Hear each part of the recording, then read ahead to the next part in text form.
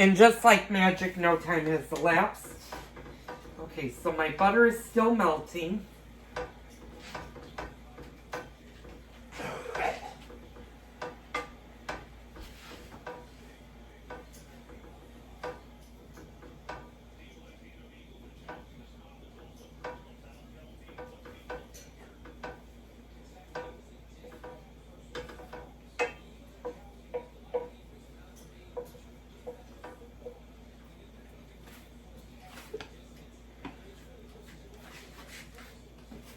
I'm going to grab a spoon because you're going to have to continuously turn these. It says.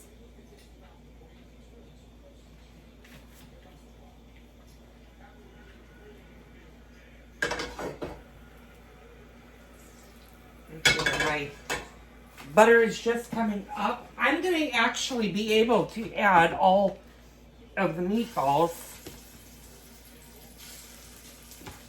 in one pot.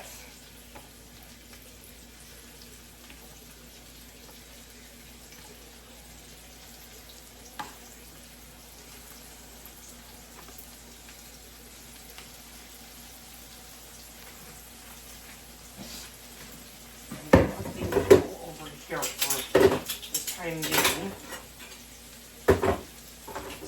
And we'll wash those in a few minutes. So, how to turn meatballs is if you have a spoon and a wooden one, you just want to turn them until they're brown on all sides, but you also want to make sure that you're cooking your meat all the way through.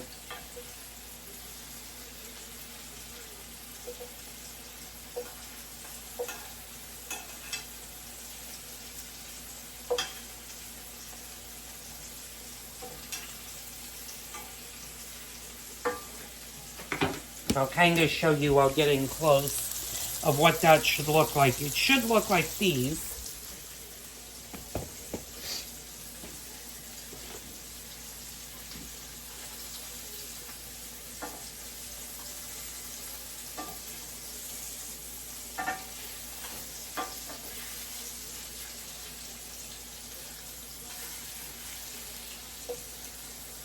The one thing you don't want to do is you don't want to smash your meatballs down.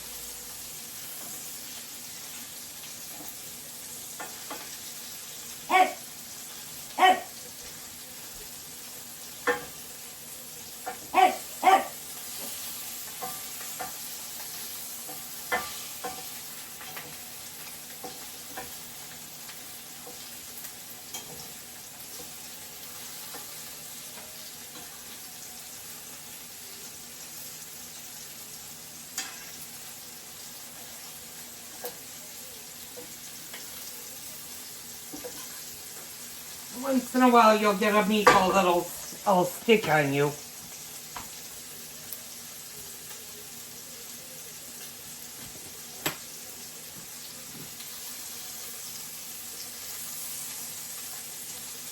Okay, after they're brown on all sides, now you're just going to let them cook.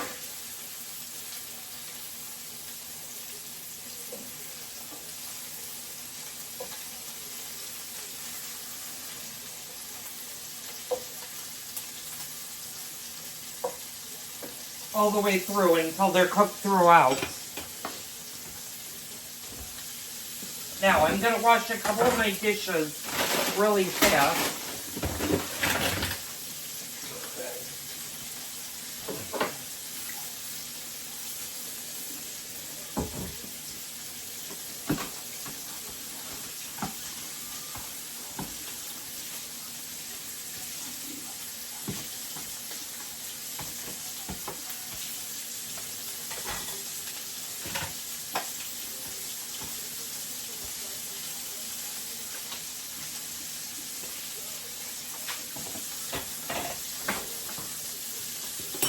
And this is going to take some time for the meatballs to cook all the way through. It'll take probably about 10 to 12 minutes.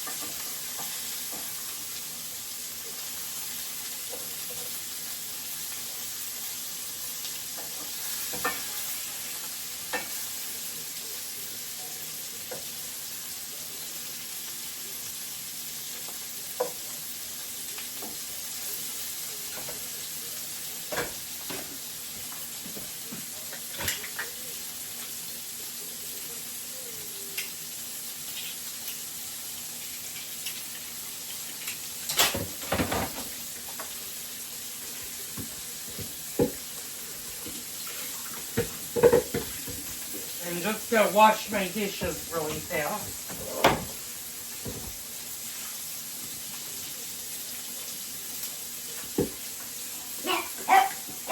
Edward, come on.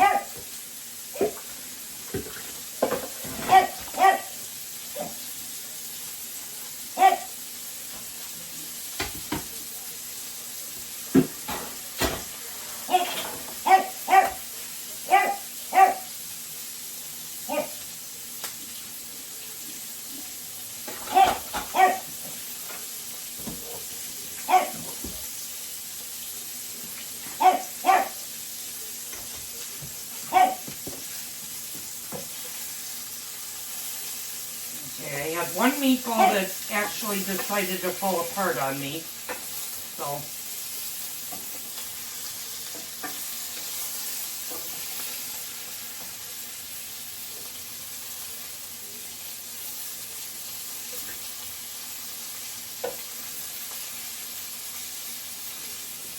well, I could tell you a little bit about this recipe. One, I would up the amount of breadcrumbs that you put in here, and I would actually probably do a little less than a half a cup.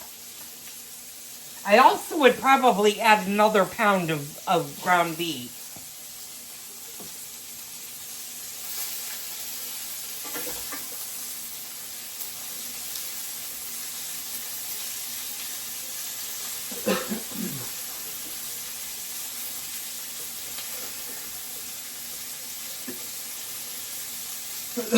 Yeah, this one meatball disintegrated on me.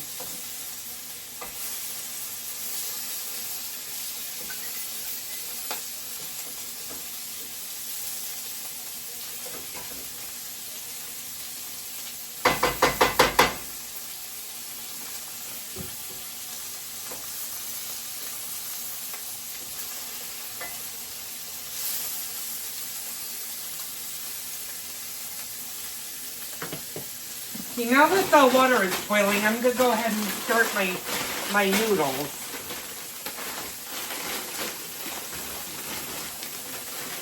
And I'm actually not going to use the entire bag tonight because there's only 4 meatballs per serving, so I'm just going to do a little bit of this. I'm going to put my timer on.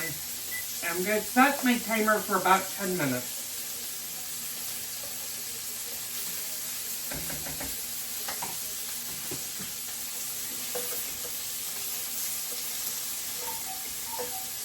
And these are getting done.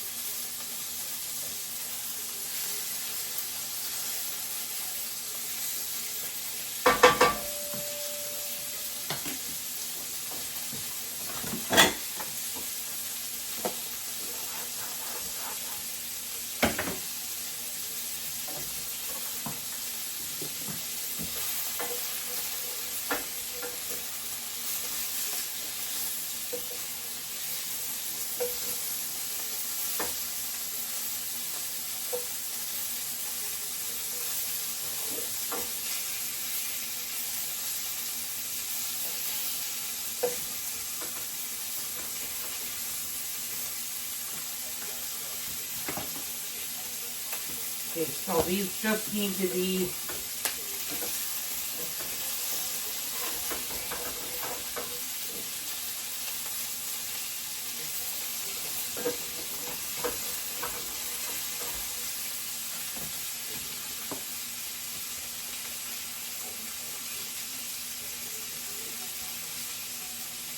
I do need to grab the flour.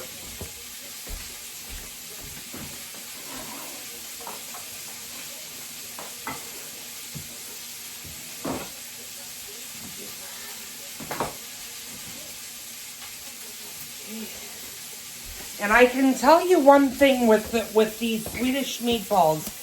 I have a feeling this is going to be a failure because they don't look at anything like they do in the picture, and they are falling apart. So I'm thinking, and I've already ripped the recipe, but I'm getting it. I don't think I would use this lady's Swedish meatballs, or I would do this much differently. I think she doesn't have the ingredients quite right. Now my meatballs have totally come apart. And I will be honest with you, I'm not liking the way that this looks, but it may surprise me.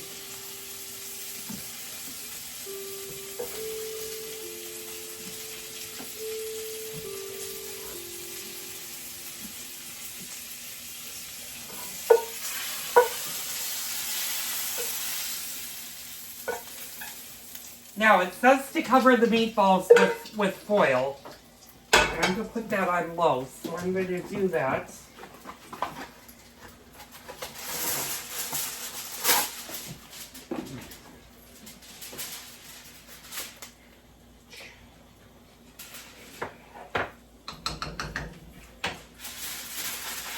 And then we'll get started with the next part.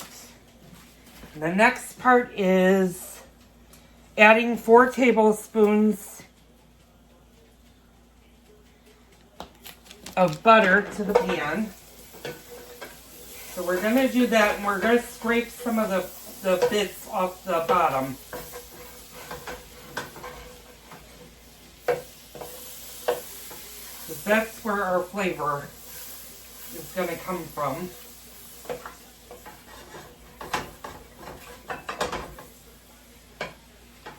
And then add 4 and flour to skillet. Okay, and it wants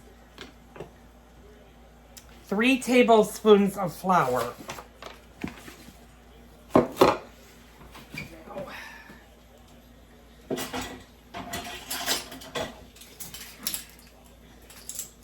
So I'm going to use the 2 tablespoon and a 1 tablespoon. And this is plain, ordinary, all-purpose flour. And then you just want to cook it until your flour starts to turn brown.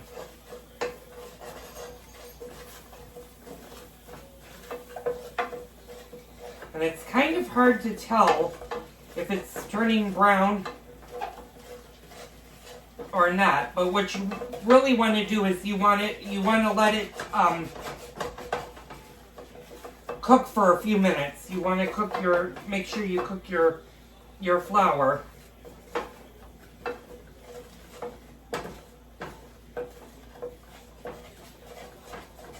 And then what did I do with the recipe? Then it says to and whisk it until it is brown.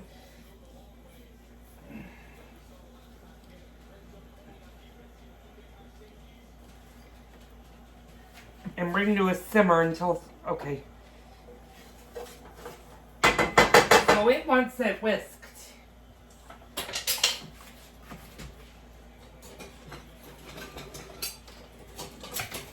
So we're going to whisk the flour through. Now what it wants is it wants us to add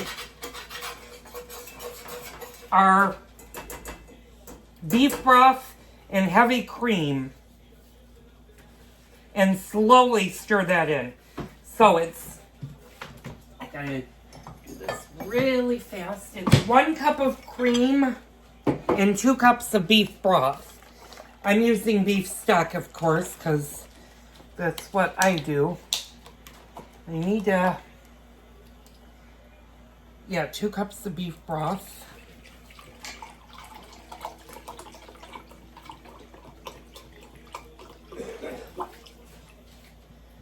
That's 2 cups of beef broth, and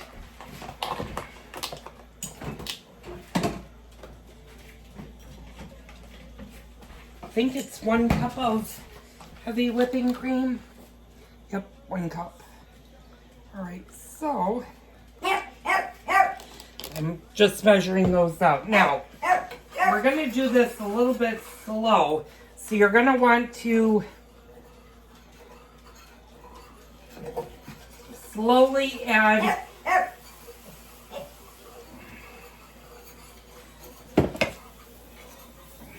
and we're going to alternate.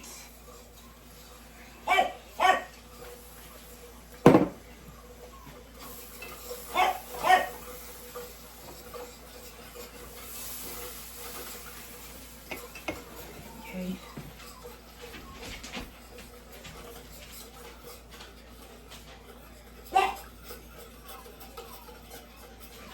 Colin, enough.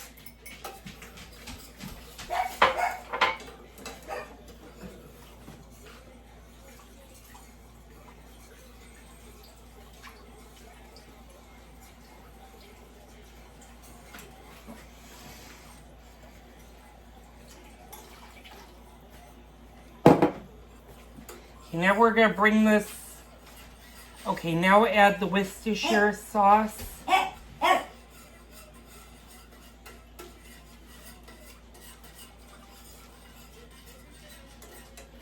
And the Dijon mustard. So I'm going to do the Dijon mustard.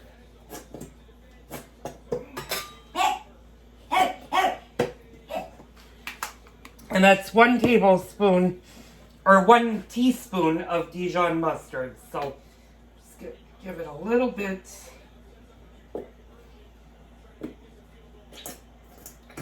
That's 1 teaspoon of Dijon mustard.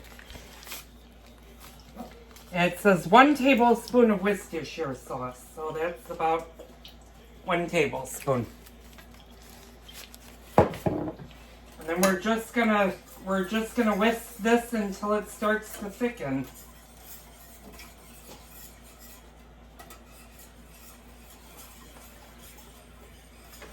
And I'm going to bring this up to a boil, and then I'm going to turn it down to a simmer. And it says salt and pepper to taste, so I'm going to put some pepper in. I'm going to get a spoon and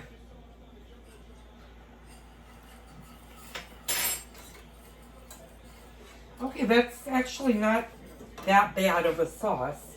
Let me see how my noodles are doing, because they're gently boiling. They're not really doing a rolling boil, but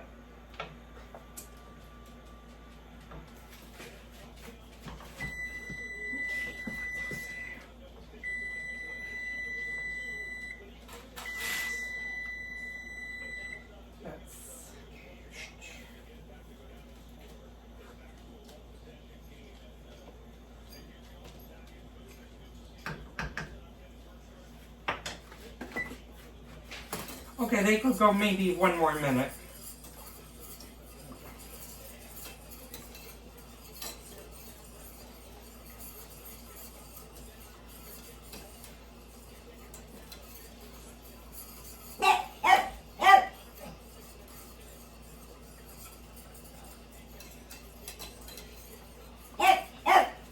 Edward, enough.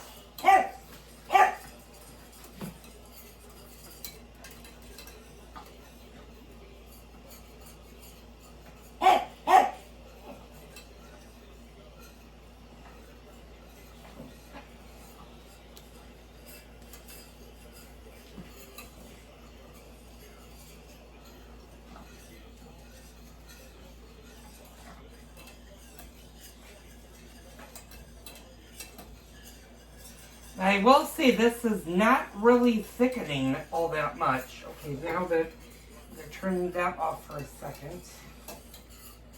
Now I'm not sure how thick this should be. Well, I guess it is thickening.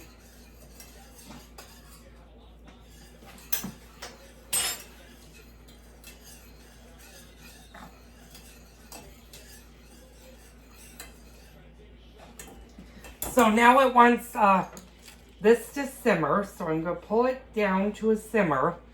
And we're going to add our meatballs back into the pan for a couple of minutes.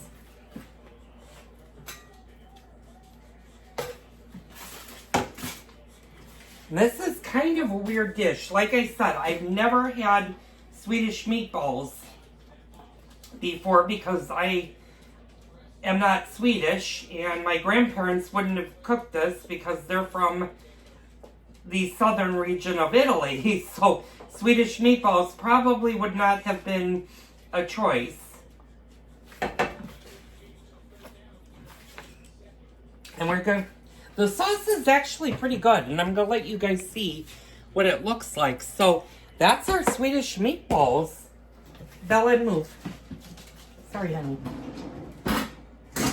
I just need to drain out our pasta and add the remaining butter to our noodles, and we're going to be eating.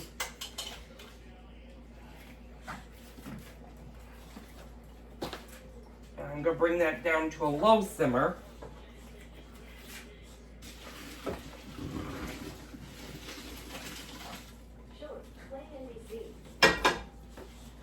So,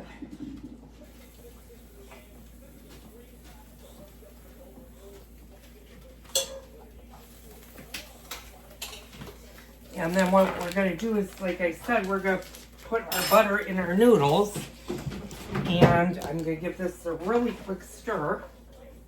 You just want to stir your noodles until all of your butter is incorporated.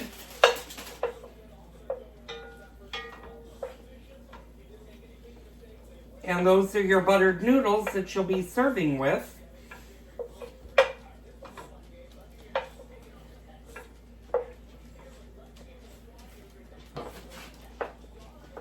Okay, and I'm going to turn these off now. And I'm going to tell my husband that we're eating. And I will be back in a bit to actually tell you how this came out. So stay tuned. Okay, I'm back really fast, and I might be screaming because my husband has the TV on really loud, but I thought I'd show you what it looks like. I'm going to go ahead and eat it with my husband. I will be back later on to tell you how it tastes and what my score of this particular Swedish meatball was, so stay tuned.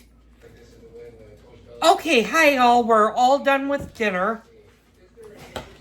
On a scale of 1 to 10, I actually am going to surprise myself, and I'm going to give this a solid 8. It was very tasty. The sauce was really good. The reason I gave it a 8 and not a 9 is because I think I would play with the recipe a little bit. Instead of just 1 pound of ground beef, I would increase it by 1 pound to 1.5 pounds. I would also definitely up the amount of panko breadcrumbs you put in. I just was finding the sauce was kind of, not the sauce, but the meatball itself were falling apart as you're stirring them. And if you're trying to stir them continuously, you're going to end up having no meatballs, and it's just going to be like pieces of ground beef. So I would add a little bit more to that. The flavoring, though, and everything was really good. The sauce came out really good. This is all that's left. And I also would change the size of the meatball. I wouldn't make it a big meatball. I'd make it more on the medium side meatball, or like an Italian meatball where you do it smaller than larger. I think that might have been a big difference had I done the meatballs a little bit smaller. I think they would have been held together a little bit better. Other than that, I mean, like I said, this was a very good dinner, and my husband actually told me he would eat this again. So I definitely would make this again. I am actually going to tell Cal, because I did this for my friend Cal. He's a fellow Jeeper I met in the Jeep Club. Shout out to him. I'm going to actually keep my eyes out and go through my cookbooks and see if there's a different Swedish meatball recipe and play with the recipes and see if there's one a little bit better than this one. Like I said, this was a solid 8, and I would have given it 9 if the meatballs would have held together a little bit firmer and that there were 12 meatballs instead of 8. But both of us finished it. It was very good. I made a little bit too much noodles, but you do that sometimes. Anyway, I'm going to wrap up the video. Don't forget to hit the like button. Hit the subscribe button to get more great cooking videos with me, Joel. I'll see you on the next Cooking with Joel video. And if there's a specific recipe you want me to try to make, or you're struggling to make a recipe, leave it down below in the comments and I will gladly do that for you. Now, 2 of my viewers, the last 2 days, I have done their recipes. And they will tell you it can sometimes get on the back burner. Cal has been waiting for his Swedish meatballs since January. And the sweet lady that wanted the Hungarian goulash, I think she was right behind him sometime in March or April. Might have even been May, now that I think about it. But it's sometimes if I have other things going on in my life, I will push them back because I'm trying to get all of the recipes that I do really well out of the way. So, anyway, thank you guys so much for tuning in. Tune in tomorrow for another Cooking with Joel video.